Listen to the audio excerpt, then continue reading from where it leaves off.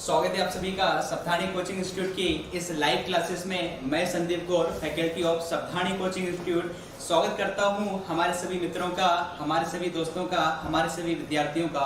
दोस्तों, जैसा कि आप सभी जानते हैं, लॉकडाउन में काफ़ी समय हो चुका है आपके और हमारे बीच में। तो इस लॉकडाउन के बाद जैसा कि हम देखने वाले हैं कि लॉकडाउन कब खुलेगा, इससे पहले हम सप्ताहनी कोचिंग इंस्टीट्यूट आपके लिए लेके आए लाइव क्लासेस। और हिंदी व्याकरण की इस विशेष कक्षा में मैं हिंदी से जुड़े ऐसे तथ्य आज आपको बताने वाला हूँ, शायद ही आपने इससे पहले कहीं पढ़े होंगे। अब हिंदी व्याकरण की इस कक्षा को दोस्तों मैं हिंदी साहित्य से भी जोड़ूंगा, हिंदी काव्यशास्त्र की भी बात करूंगा और हमारे संविदा शिक्षक विद्यार्थियों के लिए अंत में मैं हिंदी शिक्षण विधियों पर भी बात करने वाला हूं। दोस्तों, हिंदी व्याकरण पढ़ने से पहले जैसे आप सभी जानते हैं, हमेशा ही हम किसी न किसी लेखक की रचनाएं ट्रिक के माध्यम से लिखते आए हैं। और आज हम जिस लेखक की रचनाएं ट्रिक के माध्यम से लिखने वाले हैं उनका नाम है मुंशी प्रेमचंद। जी हाँ दोस्तों, मुंशी प्रेमचंद की रचनाएं आज हम ट्रिक के माध्यम से लिखने वाले हैं। जैसा आप सभी जानते हैं कि मुंशी प्रेमचंद एक महान उपन्यासकार और कहानीकार रहे हैं। इनकी जितनी भी कहानियां इन्होंने लिखी हैं सारी बहुत ही मजेदार इनकी कहानियां हैं और उपन्यास भी काफी उपन्यास इन्होंने अच्छे उपन्यास लिखे हैं। जैसे कुछ यहाँ पर आपको उपन्यास इनके दिखाई दे रहे हैं, पिक्चर आपको मुंशी प्रेमचंद की स्क्रीन पर दिखाई दे रही है। जिसमें बात करें, गबन है, कर्मभूमि है, निर्मला है, गोदान है, कुछ यहाँ पर इनकी रचनाएं हैं। अब मुंशी प्रेमचंद ने जितनी भी दोस्तों रचनाएं लिखी हैं उसमें से हम सबसे महत्वपूर्ण रचनाएं आज देखने वाले हैं। टोटल 30 रचनाएं। जी हाँ दोस्तों, मुंशी प्रेमचंद की 30 रचनाएं आज आपको इस मंच से नगद कैश याद होंगी। वह भी एक ट्रिक के माध्यम से हम सारी रचनाओं को पढ़ेंगे। मुंशी प्रेमचंद से जुड़े जितने भी सवाल अभी तक एग्जाम में पूछे गए हैं उन पर भी मैं चर्चा करूंगा और आगामी परीक्षाओं में कौन कौन से प्रश्न आने की संभावना है उस पर मैं आज आपका यहाँ पर मैं वार्ता करने वाला हूँ। तो मुंशी प्रेमचंद की हम सबसे पहले देखने वाले दोस्तों व्यक्तिगत परिचय। जी हाँ दोस्तों, व्यक्तिगत परिचय की हम यहाँ पर बात करने वाले मुंशी प्रेमचंद की। तो सबसे पहले व्यक्तिगत जीवन परिचय में आप देखेंगे कि मुंशी प्रेमचंद का जो जन्म हुआ है वह 31 जुलाई 1880 को हुआ है। ग्राम है लम्ही, वाराणसी, उत्तर प्रदेश। वहीं पर मैं निधन की बात करूं, मृत्यु की बात करूं तो मुंशी प्रेमचंद का निधन जैसे आप देख पा रहे हैं 8 अक्टूबर 1936 को वाराणसी, उत्तर प्रदेश में हुआ था। अब इनके बारे में विशेष बात क्या है दोस्तों कि मुंशी प्रेमचंद हिंदी और उर्दू के लोकप्रिय उपन्यासकार और कहानीकार रहे हैं। उर्दू इसलिए क्योंकि इनकी जो प्रारंभिक शिक्षा है वह फारसी भाषा में हुई थी। इस कारण इनकी जो प्रारंभिक रचनाएं हमें मिलती हैं वो उर्दू भाषा ही मिलती हैं और उर्दू के साथ साथ इन्होंने हिंदी भाषा में भी अपनी रचनाएं लिखी हैं। कई बार दोस्तों आपके एक प्रश्न आपके एग्जाम में पूछा गया है कि मुंशी प्रेमचंद का वास्तविक नाम क्या था। जी हाँ दोस्तों, मुंशी प्रेमचंद के वास्तविक नाम की यदि बात करूं तो उनका वास्तविक नाम था धनपत राय और ये अपनी रचनाएं प्रारंभ में नवाब राय के नाम से लिखा करते थे। अगला पॉइंट बात करें कि चलो ठीक है, सर हमने बात की है कि इनका वास्तविक नाम धनपत राय था, तो बात आती है कि मुंशी प्रेमचंद को प्रेमचंद नाम किसने दिया। जी हाँ दोस्तों, तो मुंशी प्रेमचंद को प्रेमचंद नाम किसके द्वारा दिया गया है तो यहाँ पर आपको स्क्रीन पर दिखाई दे रहा है कि प्रेमचंद नाम उर्दू के लेखक दया नारायण निगम के द्वारा इन्हें दिया गया है, जबकि वास्तविक नाम इनका धनपत राय था। अगला जो अंतिम पॉइंट इनके व्यक्तिगत जीवन से आप देख पा रहे हैं कि यहाँ पर लिखा गया है उपन्यास सम्राट। कई बार आपके परीक्षाओं में प्रश्न पूछा जा चुका है कि निम्नलिखित में से किस लेखक को उपन्यास सम्राट कहा जाता है।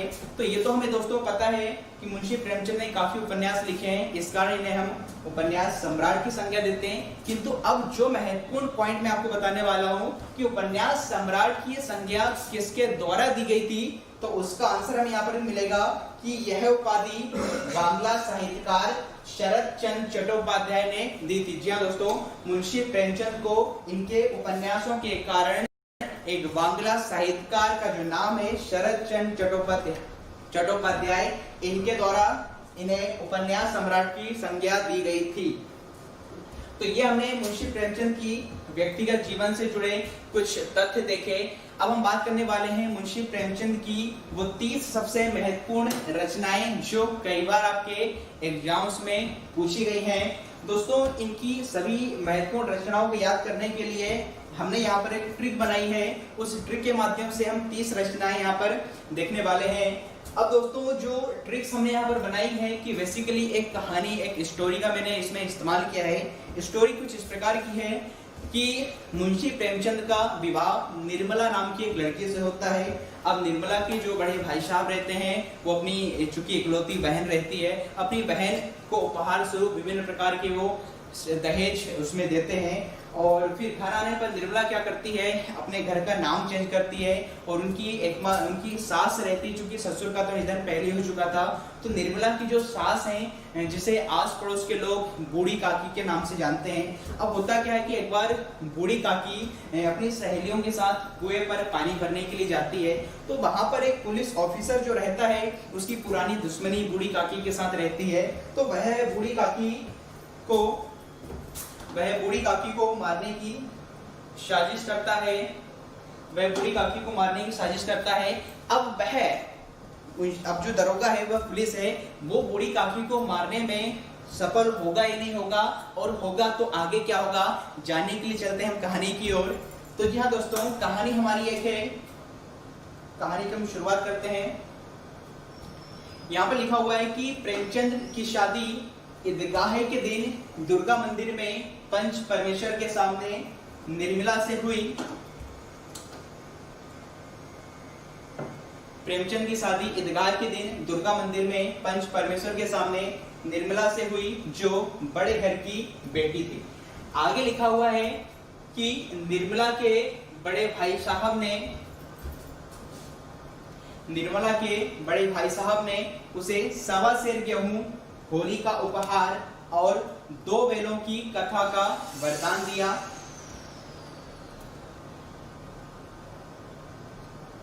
आगे है कि घर आने पर अपने घर का नाम प्रेमा सेवा सदन रखा। उसी घर में बूढ़ी काकी रहती थी, जिसकी कायाकल्प रंग व कर्म भूमि जैसी थी। आगे बात करें कहानी की, तो आगे लिखा है कि एक दिन बूढ़ी काकी ठाकुर के कुएं पर 2 सखियों के साथ पानी भरने गई। तभी वहां नमक का दरोगा आ गया, जो शतरंज के खिलाड़ी की तरह शातिर था। उसने नशे में बूढ़ी काकी से मंगलसूत्र छीन लिया और उन्हें गोली मार दी तथा शांति से पूस की रात में कफन चढ़ाकर सारा धन गबन कर लिया। और अंत में लिखा है, पश्चाताप होने पर उसने गोदान किया और सज्जनता से मुक्ति मार्ग के लिए यात्रा प्रारंभ की। तो जी हाँ दोस्तों, ये जो हमने यहाँ पर आपको कहानी बताई है, अब मेरा उद्देश्य आपको कहानी रटाने से नहीं है, हमें कहानी का कंटेंट आपके दिमाग में आ चुका है कि भाई प्रेमचंद थे, प्रेमचंद का विवाह हुआ था, किससे हुआ था, कब हुआ था, विवाह के समय कौन कौन से उपहार दिए गए थे, निर्मला ने घर आकर अपने घर का नाम क्या रखा, बूढ़ी काकी कौन थी, बूढ़ी काकी सखियों के साथ कहां पर गई थी, कुएं पर क्या हुआ था। तो ये सारी जो कहानी का कंटेंट आपके दिमाग में आ चुका है। अब एग्जाम में जब भी आपसे पूछा जाएगा कि निम्नलिखित में से कौन सी कहानी या कौन सा उपन्यास या कौन सी रचना मुंशी प्रेमचंद की है, तो आपको कहानी का कंटेंट आपके दिमाग में आएगा और आप तुरंत उस ऑप्शन को क्लिक कर देंगे। जी हाँ दोस्तों, अब यहाँ पर जो हमने कहानी लिखी है, उससे कौन कौन सी महत्वपूर्ण रचनाएं बनी हैं, उसको हम देखने वाले हैं। सबसे पहले हमने यहाँ पर पढ़ा था कि प्रेमचंद की शादी दोस्तों कब हुई थी, तो आपको मिलेगा ईदगाह। तो इनकी जो एक कहानी हो जाती है, वह ईदगाह इनकी एक कहानी है। अब उनका विवाह कहां पर हुआ था, तो दुर्गा मंदिर में हुआ था। तो अगली इनकी जो कहानी आपको मिल जाएगी वह है दुर्गा मंदिर। और किसके सामने हुई थी, तो वह आपको मिलेगा पंच परमेश्वर। तो यहाँ पर पंच परमेश्वर की एक और कहानी होगी। अब किससे हुआ, तो यहाँ आपको आंसर मिलेगा निर्मला। जी हाँ दोस्तों, निर्मला यहाँ पर इनकी कहानी नहीं है, ये इनका एक उपन्यास है। आगे लिखा है कि निर्मला से हुआ, जो बड़े घर की बेटी थी। अगली इनकी कहानी आपको मिलेगी बड़े घर की बेटी। आगे है आपका कि निर्मला के बड़े भाई साहब ने उसे 1.25 सेर गेहूं, होली का उपहार और 2 बैलों की कथा का वरदान दिया। तो अगली इनकी कहानी आएगी बड़े भाई साहब। उसके बाद अगली कहानी आपने स्कूल टाइम में पढ़ी होगी, 1.25 सेर गेहूं। अगली इनकी कहानी है होली का उपहार और अगली इनकी कहानी है 2 बैलों की कथा। आगे दिया है कि दो बैलों की कथा का वरदान दिया, तो वरदान इनका यहाँ पर दोस्तों एक उपन्यास है। आगे लिखा है कि घर आने पर अपने घर का नाम प्रेमा सेवा सदन रखा। जी दोस्तों, यहाँ से इनका एक उपन्यास निकल के आएगा। एक उपन्यास बनेगा प्रेमा और दूसरा बनेगा प्रेमाश्रय, और अगला इनका एक उपन्यास बनेगा यहाँ से सेवा सदन। आगे लिखा है उसी घर में एक बूढ़ी काकी रहती थी। जी हाँ दोस्तों, बूढ़ी काकी, यहाँ से कहानी इनकी आएगी। बूढ़ी काकी इनकी कहानी का नाम है, जिसकी कायाकल्प, तो कायाकल्प यहाँ पर दोस्तों इनका एक उपन्यास है। आगे आपकी रंग व कर्म भूमि जैसी थी, तो यहाँ पर इनके उपन्यास फिर से बनेंगे रंग भूमि और कर्म भूमि। इस प्रकार आपने देखा इन लाइनों से कुछ उपन्यास सामने निकल के आए और कुछ कहानी हमारे सामने निकल के आई। आगे बढ़े यदि हम,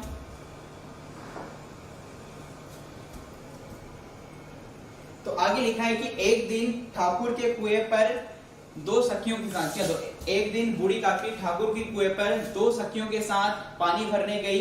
तो यहाँ पर जैसे बूढ़ी काकी हमने बोला था, इनकी एक कहानी का नाम है बूढ़ी काकी। और बूढ़ी काकी पानी भरने के लिए कहां पर गई है, तो यहाँ पर लिखा हुआ है दोस्तों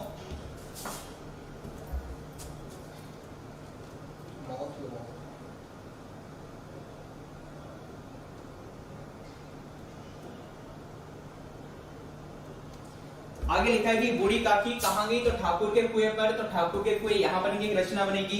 अगली किसके साथ गई है, तो लिखा है यहाँ पर दो सखियों के साथ। तो अगली इनकी जो कहानी बनती है दोस्तों, दो सखियां इनकी कहानी का नाम है। आगे लिखा है तभी वहां नमक का दरोगा आ गया। दरोगा का मतलब होता है पुलिस ऑफिसर। तो अगली इनकी कहानी का नाम होगा नमक का दरोगा। आगे चलते हैं, जो शतरंज के खिलाड़ी की तरह शातिर था। जी हाँ दोस्तों, शतरंज का खिलाड़ी, ये आपने कक्षा 8वीं में कहानी पढ़ी होगी पेज नंबर 39 पे। तो शतरंज के खिलाड़ी, ये इनकी एक कहानी के यहाँ पर नाम है।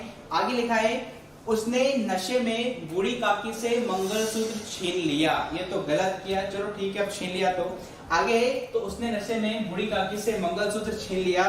तो अगली इनकी जो कहानी आएगी दोस्तों, नशा।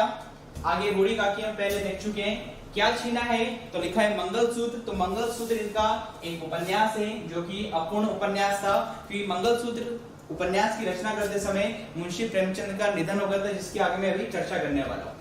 तो आगे लिखा है छीन लिया, और लिखा है उन्हें गोली मार दी तथा शांति से पूस की रात में कफन चढ़ाकर सारा धन गबन कर लिया। तो अगली इनकी कहानी बनेगी दोस्तों शांति। अगली कहानी है पूस की रात। पूस की रात इनकी कहानी बनेगी दोस्तों। पूस का मतलब होता है जो पोष का महीना होता है, जिसमें सर्वाधिक ठंड पड़ती है, उसको बोलते हैं पूस की रात या पोष का महीना। अगली इनकी कहानी बनेगी कफन। आगे फिर लिखा है कि सारा धन, कफन चढ़ाकर सारा धन गबन कर लिया। तो गबन यहाँ पर इनका एक उपन्यास है। आगे लिखा है कि अब जब पुलिस ऑफिसर ने उन्हें गोली मार दी थी, तो बाद में उसे पश्चाताप होता है। तो पश्चाताप के लिए आगे वो क्या करता है, प्रायश्चित के लिए लिखा है कि पश्चाताप होने पर उसने गोदान किया। गोदान का मतलब होता है गौ का दान, गाय का दान किया। तो गोदान यहाँ से इनका एक उपन्यास निकल के आएगा। आगे लिखा है और सज्जनता से मुक्ति मार्ग के लिए यात्रा प्रारंभ की। तो सज्जनता से इनकी कहानी बनेगी सज्जनता का दंड। सज्जनता का दंड। और अगला इनकी जो कहानी आपकी है मुक्ति मार्ग, और यात्रा से जो इनकी कहानी बनेगी वह होगी समर यात्रा। एक और कहानी यहाँ से आपकी बनेगी समर यात्रा। समर का मतलब होता है दोस्तों युद्ध भूमि। चलिए इसी चीज को हम आगे देखते हैं। अब हमने जो कहानी लिखी थी, एक बार फिर से मैं कहानियों को रिवाइज करा रहा हूं, जो जो हमने कहानियां पढ़ी हैं। सबसे पहले हमने कहानी देखी थी दो सखियां।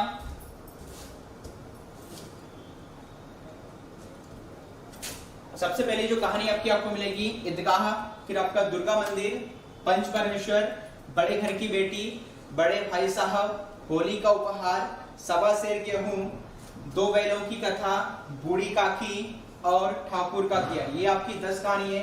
अगली 10 कहानियां, दो सखियां, नमक का दरोगा, शतरंज के खिलाड़ी, नशा, शांति, पूस की रात, कफन, सज्जनता का दंड, मुक्ति मार्ग और समर यात्रा। ये 20 कहानियां सबसे महत्वपूर्ण। कई बार कहानी में से आपसे एग्जाम में पूछी गई कि कौन सी कहानी मुंशी प्रेमचंद की है अथवा नहीं। अब इन कहानियों से संबंधित कुछ तथ्य आपकी परीक्षाओं में पूछे गए हैं। इससे पहला तथ्य आपको कहानी से दिया गया है कि मुंशी प्रेमचंद ने अपने संपूर्ण जीवन में लगभग 300 कहानियां लिखी हैं, जो कि वर्तमान में मानसरोवर शीर्षक से संकलित हैं। जी हाँ दोस्तों, इस मानसरोवर में टोटल 300 कहानियां इनकी प्रकाशित हैं, जो कि 8 भागों में, जी हाँ, मानसरोवर जो आपका 8 भागों में विभाजित है। दूसरा पॉइंट यदि आपसे पूछा जाए इनकी कहानी से कि मुंशी प्रेमचंद की सबसे पहली कहानी कौन सी थी, तो आंसर आता है बड़े घर की बेटी। जी दोस्तों, बड़े घर की बेटी इनकी पहली कहानी थी। अब कुछ पुस्तकों में इनके बारे में दिया गया है कि मुंशी प्रेमचंद की पहली कहानी पंच परमेश्वर को माना जाता है, किंतु वास्तविकता यह है दोस्तों कि इनकी पहली कहानी बड़े घर की बेटी ही थी, जो कि 1910 में प्रकाशित हुई थी। अंतिम कहानी की बात करें तो मुंशी प्रेमचंद की अंतिम कहानी सन 1936 में प्रकाशित हुई थी, जिसका नाम था कफन। अगला अब चलते हैं, हमने जो स्टोरी लिखी थी उससे कौन कौन से उपन्यास बनेंगे, तो उसको हम देख लेते हैं। उपन्यास में पहला उपन्यास इनका जो आएगा वह है निर्मला, दूसरा है वरदान, तीसरा है प्रेमा, और इसी से एक और बनेगा प्रेमाश्रय, सेवा सदन, कायाकल्प, रंगभूमि, कर्मभूमि, मंगलसूत्र और गबन और गोदान। तो ये 10 सबसे महत्वपूर्ण उपन्यास हमने मुंशी प्रेमचंद के देखे हैं। अब इन उपन्यास से भी कुछ प्रश्न आपके एग्जाम में पूछे गए हैं, वो भी मैं डिस्कस कर लेते हैं। पहला प्रश्न यहाँ पर दिया गया है, नोट लगाकर मैंने आपके लिए मेंशन किया है कि यदि आपसे पूछा जाए कि मुंशी प्रेमचंद का सबसे महत्वपूर्ण उपन्यास, जी हाँ दोस्तों, मुंशी प्रेमचंद का सबसे महत्वपूर्ण उपन्यास कौन सा है, या सर्वश्रेष्ठ उपन्यास कौन सा है, ये अंतिम पूर्ण उपन्यास पूछा जाए, या फिर आपसे पूछा जाए कि इनका कौन सा उपन्यास कृषक जीवन का महाकाव्य कहलाता है। जी हाँ दोस्तों, ये आपके एग्जाम में कई बार पूछा गया कि मुंशी प्रेमचंद का कौन सा उपन्यास कृषक जीवन का महाकाव्य कहलाता है, अर्थात जिसमें किसान की आर्थिक स्थिति का वर्णन किया गया है। तो इन तीनों ही बातों का आंसर आपको मिलेगा गोदान। जी हाँ दोस्तों, इनका जो उपन्यास गोदान है, यह अंतिम पूर्ण उपन्यास भी कहलाता है, सर्वश्रेष्ठ उपन्यास भी कहलाता है, और कृषक जीवन का महाकाव्य भी कहलाता है, क्योंकि कृषक की या किसान के जीवन पर आधारित है। दूसरा प्रश्न जो आपसे पूछा जाता है कि भाई अभी संविदा शिक्षा के एग्जाम में पूछा गया था वर्ग 1 में कि मुंशी प्रेमचंद का कौन सा उपन्यास अधूरा उपन्यास है।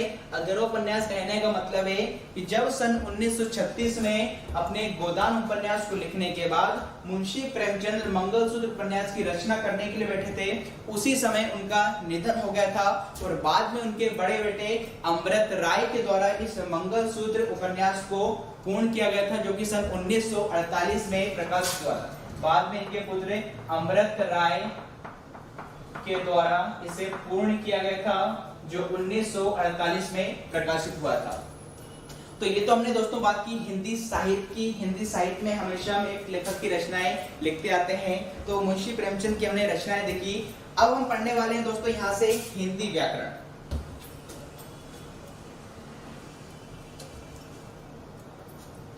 जी दोस्तों, आज हम जो इस टॉपिक पे चर्चा करने वाले हैं वह है आपका हिंदी भाषा और व्याकरण का सामान्य परिचय। जी दोस्तों, हिंदी भाषा और व्याकरण का सामान्य परिचय बिल्कुल बेसिक से यहाँ पर हम बात करेंगे।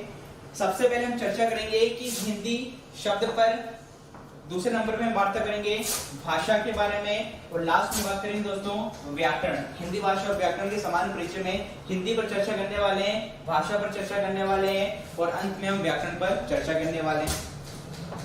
अब सबसे पहले यहाँ पर हम बात करें हिंदी की, बिल्कुल बेसिक से हम यहाँ पर प्रारंभ कर रहे हैं। हिंदी की यदि बात करें तो कई बार आपके एग्जाम में प्रश्न दोस्तों पूछा गया है कि हिंदी किस भाषा का शब्द है।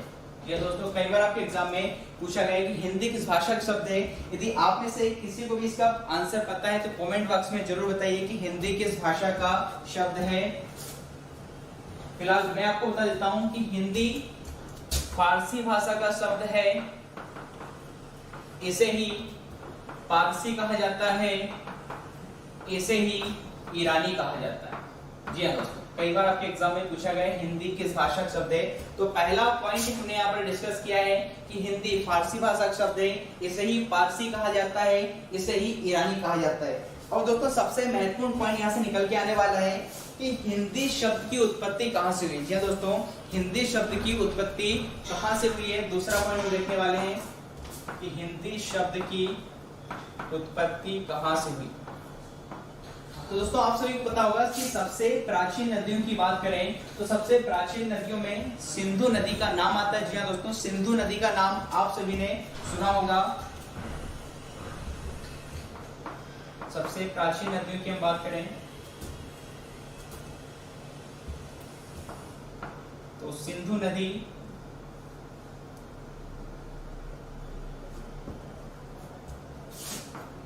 अब सिंधु नदी से हिंदी शब्द की उत्पत्ति कैसे हुई है उस तथ्य को दोस्तों समझिए। जो ईरानी लोग हुआ करते थे, इस सिंधु शब्द को जो ईरानी लोग हुआ करते थे वह इस हिंदी शब्द को, इस सिंधु नदी को स को तो कहते थे ह और धा को कहते थे द। इस प्रकार सिंधु नदी को ईरानी लोग कहते थे हिंदू, और सिंधु नदी के आसपास, सिंधु नदी के आसपास के जो निवासी हैं जिसे ईरानी लोग हिंदू के नाम से जाने जा रहे हैं, तो इस हिंदू शब्द से कालांतर में आगे जो शब्द बना वह है आपका हिंद। हिंदू शब्द से जो शब्द बना है वह है आपका हिंद। और इस हिंद शब्द में, जी हाँ दोस्तों, इस हिंद शब्द में यदि मैं फारसी भाषा का प्रत्यय, इस हिंद शब्द में यदि मैं फारसी भाषा का प्रत्यय बड़ी ई जोड़ दूं, इस हिंदी शब्द में यदि फारसी भाषा का मैं प्रत्यय बड़ी ई जोड़ दूं, ये फारसी भाषा का प्रत्यय का मैं यहाँ पर इस्तेमाल कर रहा हूं, बड़ी जोड़ दिया जाए तो आपको जो शब्द मिलेगा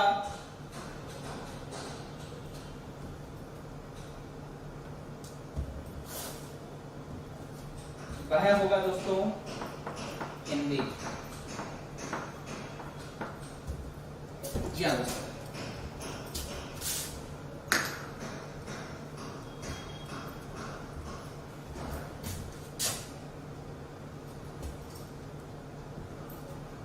इस प्रकार आपने देखा कि हिंदी शब्द की उत्पत्ति सिंधु नदी से हुई है, और इस सिंधु नदी को ईरानी लोग कहते थे हिंदू।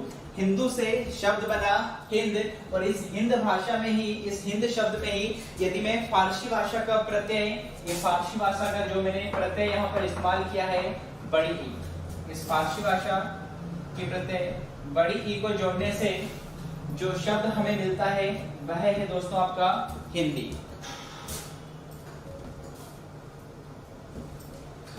तो ये सबसे पहले हमने अभी तक जितनी वार्ता हमने की कि भाई हिंदी किस भाषा का शब्द है। दूसरा पॉइंट हमने यहाँ पर देखा है कि हिंदी शब्द की उत्पत्ति कहाँ से हुई है। अब तीसरा पॉइंट यहाँ पर दोस्तों डिस्कस करने वाले हैं। तीसरा पॉइंट हम जो डिस्कस करने वाले हैं वह है दोस्तों हिंदी भाषा का विकास क्रम। जी हाँ दोस्तों, हिंदी भाषा का विकास क्रम। अगले जिस बिंदु पर हम चर्चा करने वाले हैं वह बिंदु है दोस्तों हमारा हिंदी भाषा का विकास क्रम।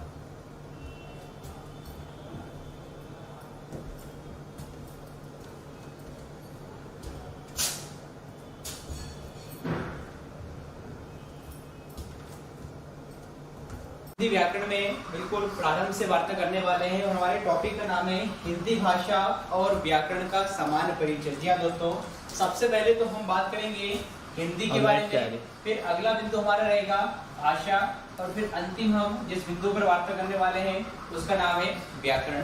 अब यदि बात करें हिंदी की तो सबसे पहले आपके परीक्षाओं में कई बार पूछा गया है कि हिंदी किस भाषा का शब्द है। जी हाँ दोस्तों, पहला ही सबसे महत्वपूर्ण बिंदु की यदि बात करें हिंदी किस भाषा का शब्द है, तो आप में से किसी का भी इसको यदि आंसर पता है तो कमेंट बॉक्स में जरूर बताइएगा कि हिंदी किस भाषा का शब्द है।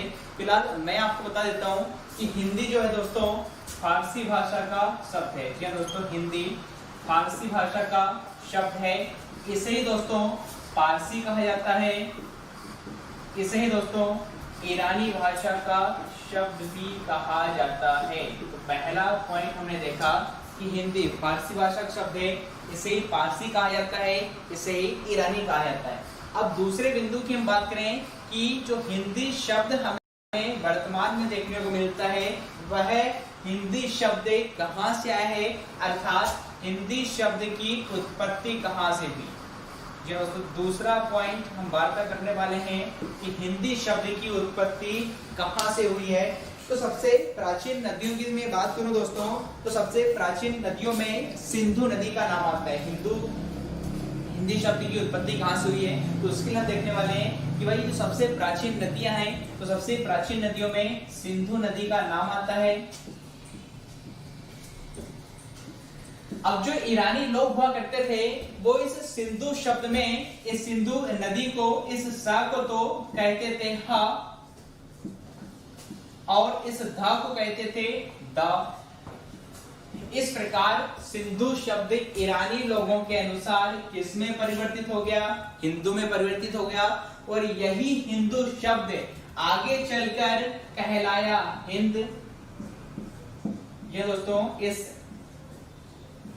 हिंदू शब्द से जो शब्द बना है हिंद, हिंद का मतलब यहाँ पर होता है सिंधु नदी के आसपास के निवासियों को कहा गया हिंद।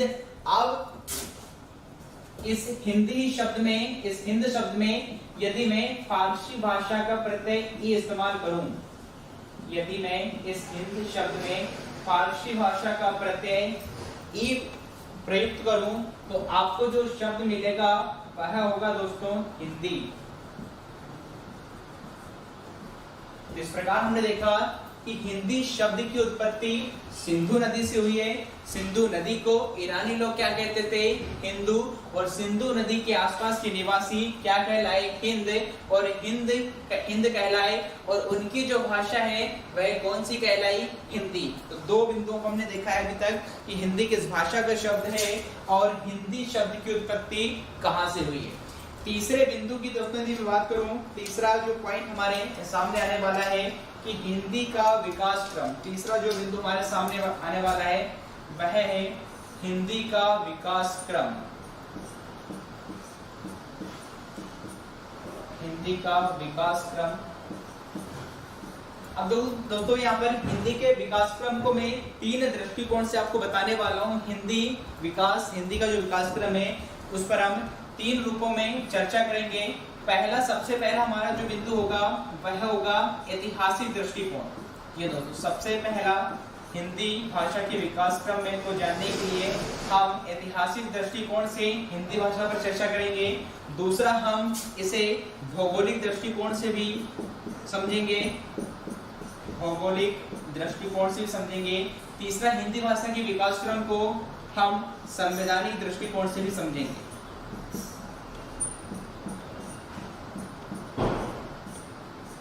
दोस्तों, हिंदी भाषा का जो विकास क्रम की बात करें तो हिंदी भाषा के विकास क्रम को हम तीन चीजों से मैं जोड़ रहा हूं। पहला जो तरीका है वह ऐतिहासिक दृष्टिकोण होगा, दूसरा जो रहेगा भौगोलिक दृष्टिकोण रहेगा, और तीसरा तरीका जो होगा वह संवैधानिक दृष्टिकोण रहेगा। अब सबसे पहले हिंदी भाषा के विकास क्रम में मैं चर्चा करने जा रहा हूं दोस्तों ऐतिहासिक दृष्टिकोण। ऐतिहासिक दृष्टिकोण पर चर्चा हम करने वाले हैं। सबसे पहले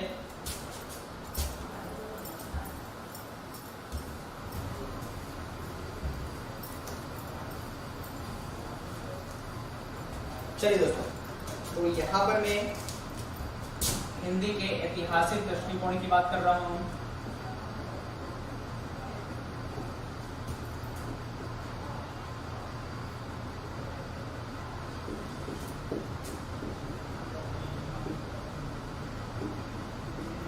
दोस्तों, हिंदी भाषा की यदि ऐतिहासिक दृष्टिकोण की बात करूं तो ऐतिहासिक दृष्टिकोण का मतलब ये होता है कि हिंदी भाषा का इतिहास क्या रहा था। कि हिंदी भाषा प्राचीन समय में हिंदी भाषा क्या स्वरूप हुआ करता था। तो दोस्तों, यदि हम बात करें कि सबसे जो प्राचीन भाषा मानी जाती है, तो सबसे प्राचीन भाषा या जिसे जगत जननी कहा जाता है, तो वो जगत जननी भाषा कौन सी है, मुझे कमेंट बॉक्स में बताइए। सबसे प्राचीन भाषा की मैं बात करूं कि सबसे प्राचीन भाषा कौन सी है, या किस भाषा को जगत जननी कहा जाता है। तो यहाँ पर दोस्तों यदि हम बात करें कि ऐतिहासिक दृष्टिकोण के जरिए से कि जो सबसे प्राचीन भाषा है या जिसे जगत जननी भी कहा जाता है वह है दोस्तों संस्कृत भाषा।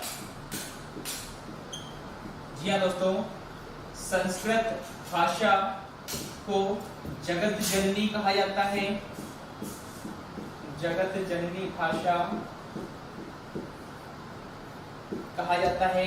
अब दोस्तों प्राचीन समय में इस संस्कृत भाषा के भी दो रूप प्रचलन में थे। जी हाँ दोस्तों, इस संस्कृत भाषा के भी प्राचीन समय में दो रूप प्रचलन में थे। एक था वैदिक रूप, एक था वैदिक रूप और दूसरा था लौकिक रूप।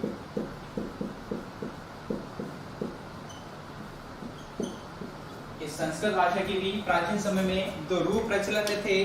पहला था आपका वैदिक रूप और दूसरा था दोस्तों लौकिक रूप। अब बात आती है कि सर ये वैदिक रूप क्या होता है और लौकिक रूप क्या होता है। तो दोस्तों यदि हम वैदिक रूप की बात करें तो जो संस्कृत भाषा का वैदिक रूप वह रूप है जिसमें वेद पुराण और उपनिषद लिखे गए हैं। ठीक है ना, वैदिक रूप का मतलब है यहाँ पर कि जो प्राचीन समय में वेद पुराण और उपनिषद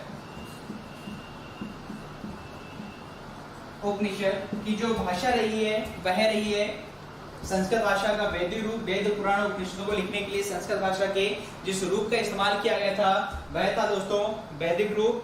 और उसी समय आम बोलचाल की लोगों की जो आम बोलचाल की जो भाषा रहा करती थी, लोग जिस भाषा में आपस में बातचीत करते थे वह था संस्कृत भाषा का लौकिक रूप। क्योंकि लौकिक का मतलब ही होता है दोस्तों लोगों में प्रचलित भाषा। लौकिक का मतलब ही होता है लोगों में प्रचलित भाषा। अब चूंकि जो संस्कृत भाषा का है लौकिक रूप या लोगों में प्रचलित था, आम बोलचाल की भाषा थी, इसी कारण संस्कृत भाषा के लौकिक रूप में प्राचीन समय के प्राचीन भारत के दो सबसे महाग्रंथ लिखे गए जिनका नाम है रामायण और महाभारत।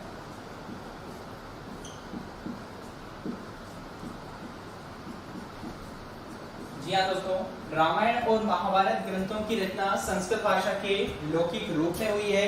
तो लौकिक रूप का मतलब होता है लोगों में प्रचलित भाषा और वैदिक रूप का मतलब होता है वेद पुराण और उपनिषदों को लिखने के लिए संस्कृत भाषा के जिस रूप का प्रयोग किया गया था वह था वैदिक रूप। यदि कालक्रम की बात करें तो जो संस्कृत भाषा का वैदिक रूप है इसका कालक्रम माना जाता है दोस्तों 1500 ईसा पूर्व से 1000 ईसा पूर्व इसका कालक्रम माना जाता है। वहीं पर बात करें संस्कृत भाषा के लौकिक रूप की तो इसका जो कालक्रम रहा है वह रहा है 1000 ईसा पूर्व से 500 ईसा पूर्व।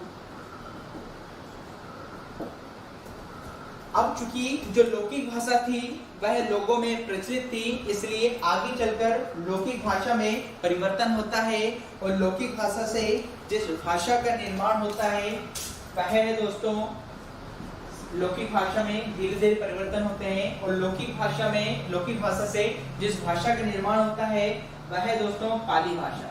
जी हाँ दोस्तों, वह है पाली भाषा।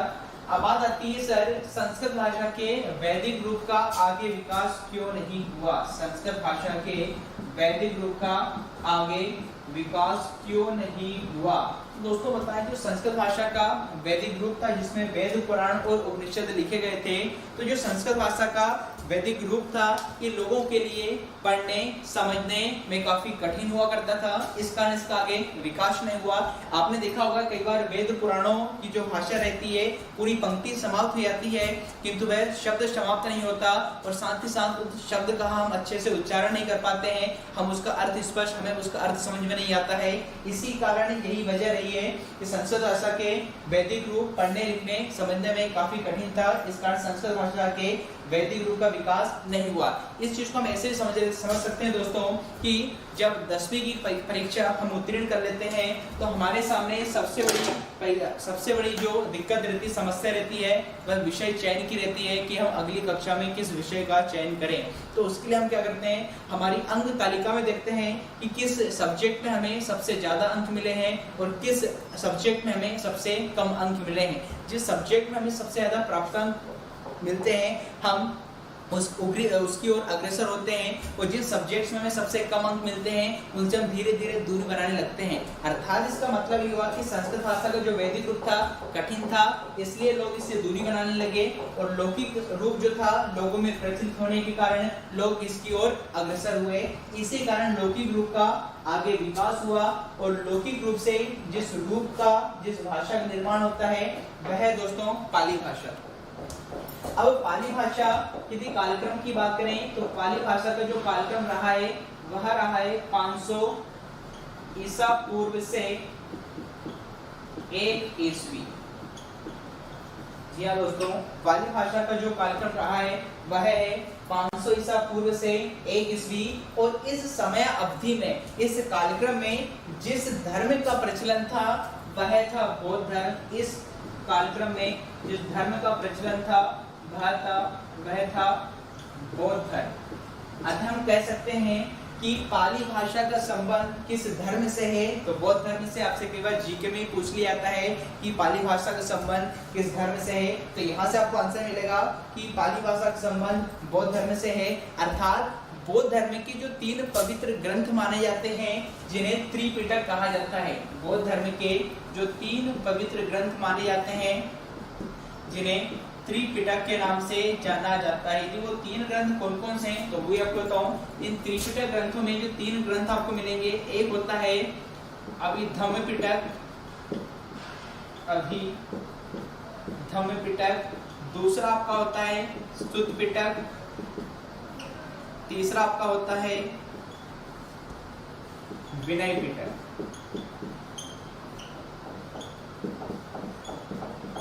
तो जी हाँ दोस्तों, संस्कृत जो बौद्ध धर्म के जो 3 पवित्र ग्रंथ हैं जिन्हें हम त्रिपिटक के नाम से जानते हैं, और इस त्रिपिटक में आपके अभिधम्म आता है, सुत्त पिटक आता है और विनय पिटक आता है।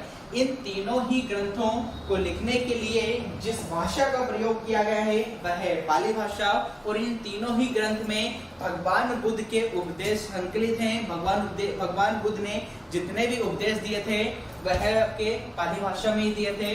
अगला तथ्य पाली भाषा से मैं आपके समक्ष रख रहा हूँ कि कई बार पूछ लिया जाता है कि प्रथम देश भाषा किसे कहा जाता है या पुरानी प्राकृत भाषा किसे कहा जाता है, तो ध्यान रखिएगा पाली भाषा को ही पाली भाषा को ही प्रथम देश भाषा कहा जाता है। पाली भाषा को ही प्रथम देश भाषा कहा जाता है। या तीसरा पॉइंट पुरानी प्राकृत भाषा, इसे ही पुरानी प्राकृत भाषा के नाम से जाना जाता है। दोस्तों, इसे ही पुरानी प्राकृत भाषा के नाम से जाना जाता है पाली भाषा को। अब क्या होता है, समय और परिस्थिति के अनुसार पाली भाषा में भी धीरे धीरे परिवर्तन होते हैं और पाली भाषा से जिस भाषा का निर्माण होता है वह है दोस्तों प्राकृत भाषा। अब बात आती है कि सर पाली भाषा में धीरे धीरे परिवर्तन किस प्रकार से हुए, तो दोस्तों आगे मैं आपको डिस्कस करूंगा कि भाषा की एक विशेषता होती है कि भाषा परिवर्तनशील होती है, अर्थात समय और परिस्थिति के साथ साथ किसी भी भाषा में परिवर्तन होते हैं। और किसी भी भाषा में जो विकास का जो अंतर माना जाता है वह लगभग दोस्तों एवरेज औसत रूप से 500 वर्ष का माना जाता है। ऐसा माना जाता है कि हर 500 वर्ष में भाषा का विकास होता है, एक नई भाषा का निर्माण होता है। जैसे हम हिंदी में एक मुहावरे और लोकोक्तियों में एक प्रसिद्ध लोकोक्ति पढ़ते हैं कि कोस कोस पर बदले पानी और 4 कोस पर बदले वाणी, अर्थात ऐसा माना जाता है कि हर 1 कोस पर पानी बदलता है और हर 4 कोस की दूरी पर मनुष्य की वाणी में परिवर्तन होता है। तो इसी प्रकार पाली भाषा में भी धीरे धीरे परिवर्तन होते हैं और पाली भाषा से जिस भाषा का निर्माण होता है दोस्तों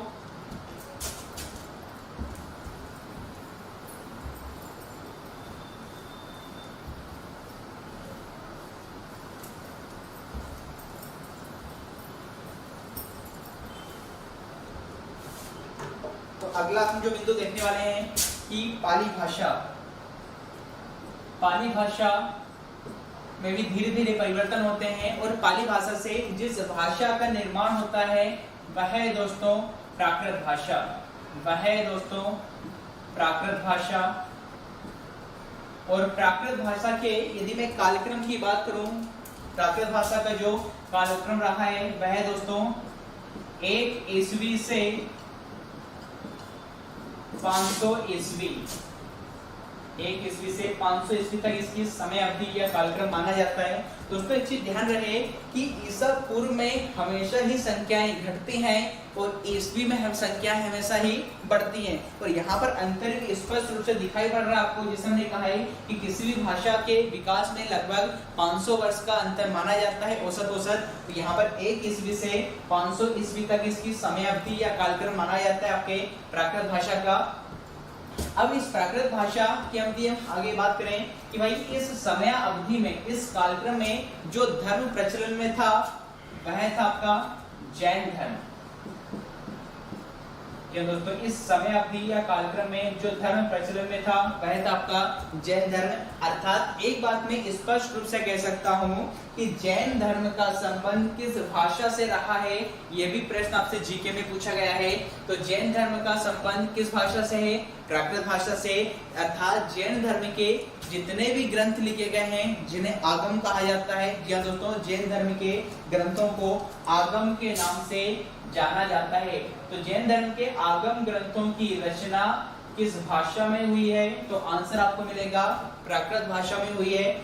और इसी के साथ साथ भगवान महावीर ने जितने भी उपदेश दिए थे वह सारे प्राकृत भाषा में ही दिए थे। अब समय और परिस्थिति के अनुसार क्या होता है कि इस प्राकृत भाषा के शब्दों का रूप बिगड़ना प्रारंभ होता है। जी हाँ दोस्तों, इस प्राकृत भाषा के शब्दों का रूप बिगड़ना प्रारंभ होता है।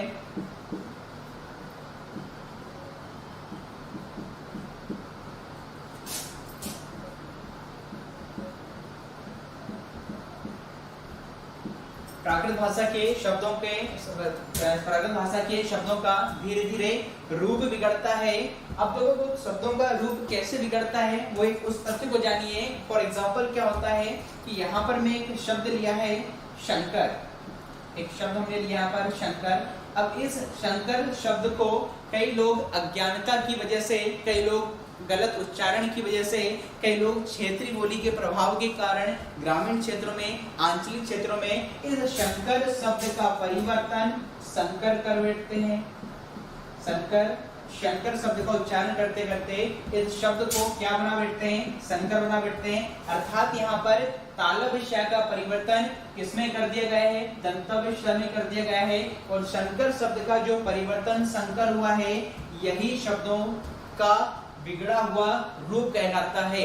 और शब्दों के बिगड़े हुए रूप से अर्थात प्राकृत भाषा के जो शब्द बिगड़े और इस प्राकृत भाषा से जिस भाषा का निर्माण होता है, इस प्राकृत भाषा से जिस भाषा का निर्माण होता है वह है दोस्तों अपभ्रंश भाषा। वह है दोस्तों अपभ्रंश भाषा।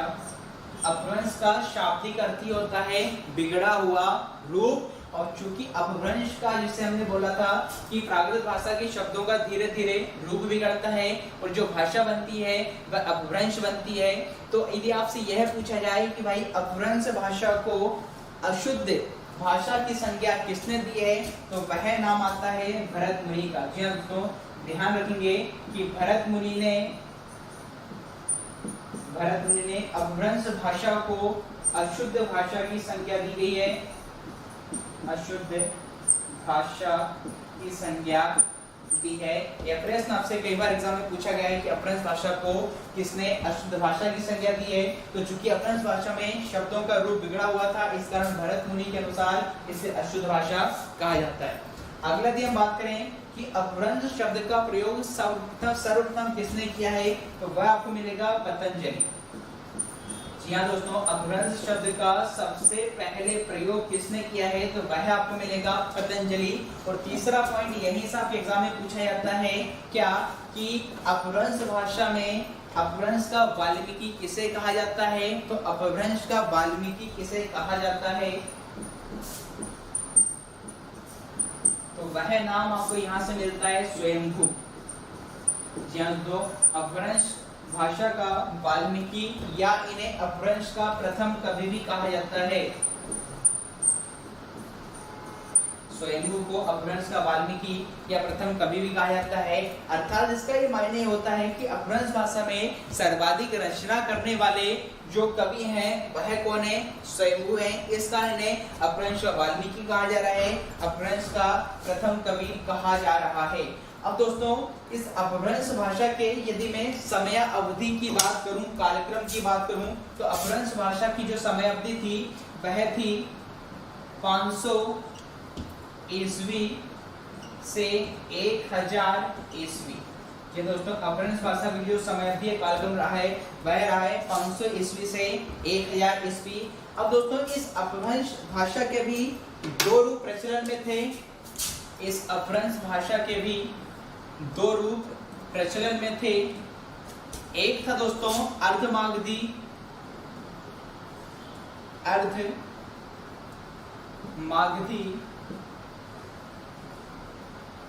और दूसरा था दोस्तों शोरसेनी। और वर्तमान में जो हमें हिंदी दिखाई पड़ती है इसी शोरसेनी अपभ्रंश से हिंदी भाषा का विकास हुआ है। इसी शोरसेनी से हिंदी भाषा का विकास हुआ है। और इसका जो कालक्रम माना जाता है हिंदी भाषा के विकास का, ये माना जाता है दोस्तों 1000 ईस्वी से वर्तमान समय तक। 1000 ईस्वी से वर्तमान समय तक। अब चूंकि हमने जो कहा है कि हिंदी भाषा का जो कालक्रम है, जो समय अवधि है, वह 1000 ईस्वी से लेकर वर्तमान समय तक है, किंतु हम यदि बात करें कि हिंदी के मानक रूप का मतलब है कि वह समय जिसमें हिंदी अपना पूर्ण रूप ले चुकी थी, हिंदी भाषा का इस्तेमाल सबसे ज्यादा किया जाने लगा था, हिंदी भाषा का विकास पूर्ण रूप से हो चुका था। तो हिंदी भाषा के यदि मानक समय यदि आपसे पूछा जाए तो हिंदी भाषा का जो मानक समय है, हिंदी भाषा का जो मानक समय है वह दोस्तों माना जाता है 1100 ईस्वी से वर्तमान समय तक। 1100 ईस्वी से वर्तमान समय तक। तो ये हिंदी भाषा का मानक समय माना जाता है।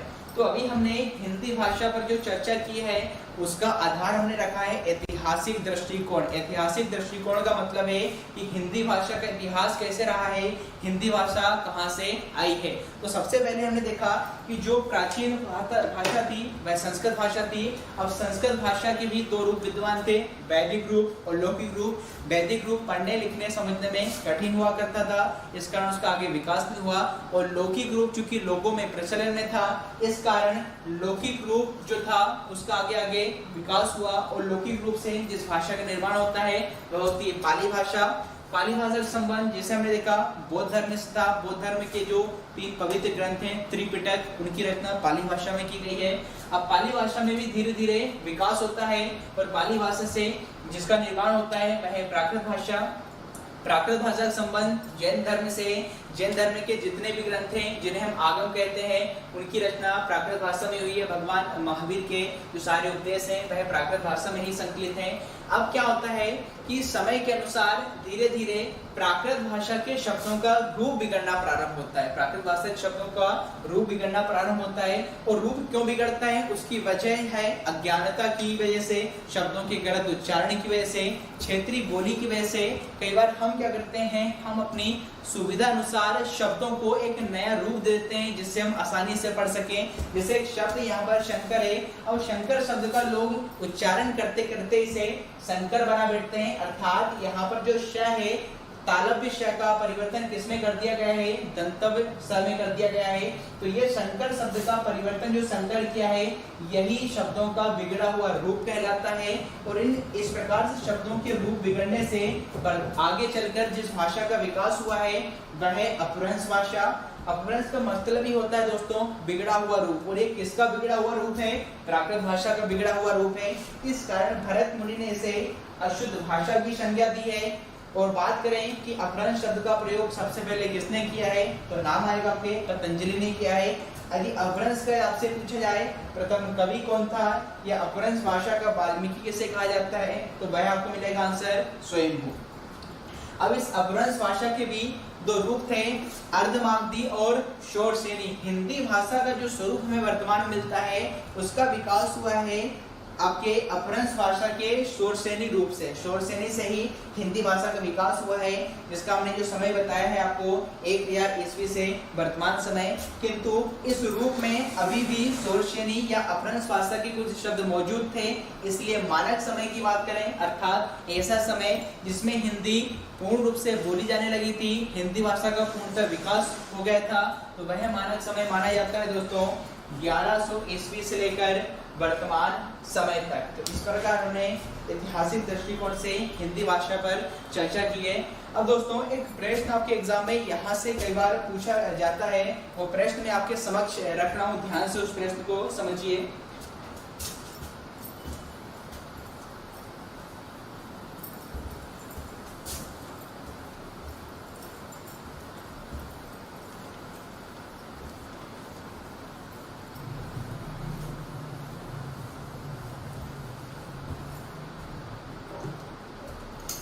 प्रश्न यह है कि हिंदी भाषा का विकास, हिंदी भाषा का विकास, हिंदी भाषा का विकास किस भाषा से हुआ है? हिंदी भाषा का विकास किस भाषा से हुआ है?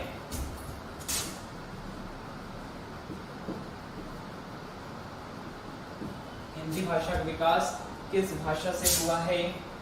और 4 ऑप्शंस मैं आपके समक्ष रख रहा हूं, 4 विकल्प मैं आपके समक्ष रख रहा हूं। एक ऑप्शन आपके पास संस्कृत भाषा, एक आपके पास मिलता है अपभ्रंश, एक विकल्प आपको दिया है शोरसेनी,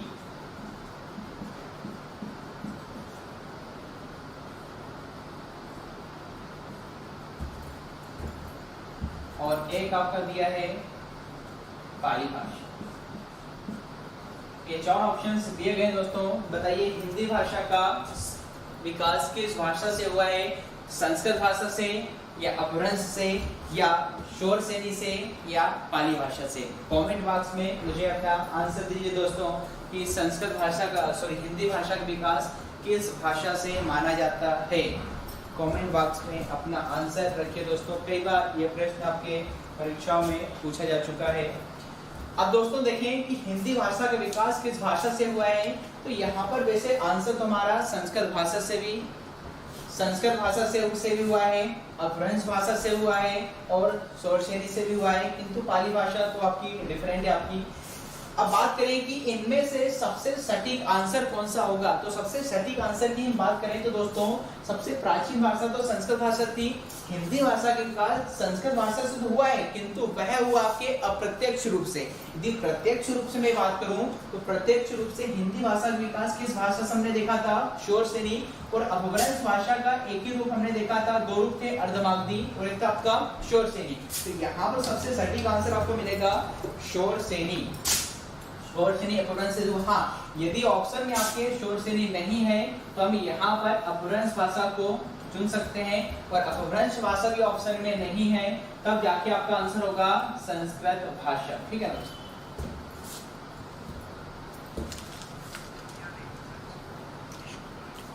तो यहाँ तक हमने देखा अभी हिंदी भाषा के हमने ऐतिहासिक दृष्टिकोण की बात की है। इससे आगे जो भी हमारा बचा हुआ है उसे हम नेक्स्ट क्लास में करेंगे। आज के लिए इतना ही। थैंक यू, जय हिंद।